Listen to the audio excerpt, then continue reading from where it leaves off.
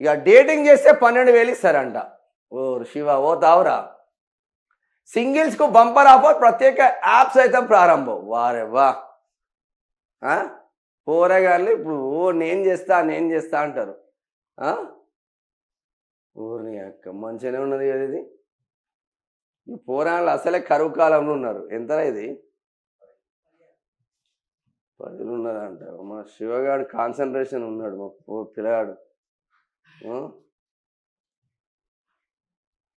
Dating చేస్తేనే పైసలు ఇస్తారట పోయి, ఇంకేమున్నది ఫుల్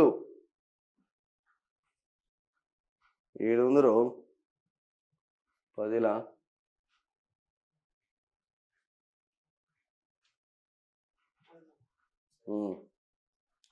డేటింగ్ చేస్తే రూపాయలు 12,000 సింగిల్స్కు బంపర్ ఆఫర్ ఇచ్చిన గవర్నమెంట్. ఓర్ని అక్క గవర్నమెంట్ ఇచ్చిందా? మా దగ్గర పెడితే మాత్రం మొత్తం ఏ ఉద్యోగానికి రానన్ని అప్లికేషన్లు వస్తాయి. తెలంగాణలో కావచ్చు, మన భారతదేశంలో ఏ రాష్ట్రంలో ఈ ఆఫర్ పెట్టినామనుకో ఎక్కడ రాని ఆఫర్లు వస్తాయి. బోర్ బంద్ చేసిందా? ఇక పెళ్లిళ్లపై యువత ఆసక్తి చూపకపోవడం వల్ల తమ దేశంలో జననాల రేటు దారుణంగా పడిపోతున్నట్లు జపాన్ ప్రభుత్వం గుర్తించింది. జపాన్లోనే, ఎవరన్నా ఓన్లీ జపాన్కు. ఈ పరిస్థితిని చక్కదిద్దేందుకు అక్కడి కోచి ప్రీఫెక్చర్ అంటే ఒక రాష్ట్రం పేరు అది, అక్కడ కోచి ప్రీఫెక్చర్ రాష్ట్ర ప్రభుత్వం ఓ వినూత్న పథకాన్ని అమల్లోకి తెచ్చింది. 20 నుంచి 39 ఏళ్ల మధ్య ఉండి ఒంటరిగా ఉన్న వ్యక్తులు డేటింగ్ యాప్ల సబ్స్క్రిప్షన్స్ కోసం ఖర్చు చేసే మొత్తంలో గరిష్టంగా 20,000 యేన్ల అంటే సుమారు 12,000 వరకు ప్రభుత్వం సబ్సిడీగా అందిస్తుంది.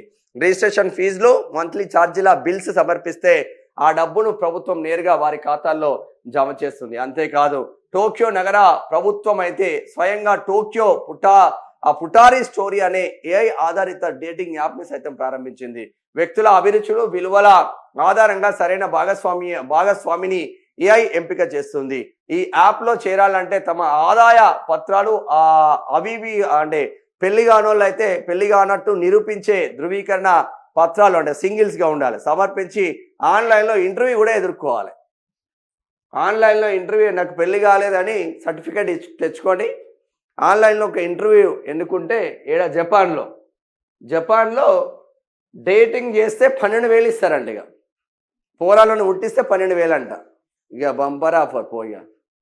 ఇండియాలో పెడితే దీని తల్లి లాడ్జులు సరిపోవు, ఏం సరిపోవు. ఇక గట్టు ఉంటుంది మన దగ్గర.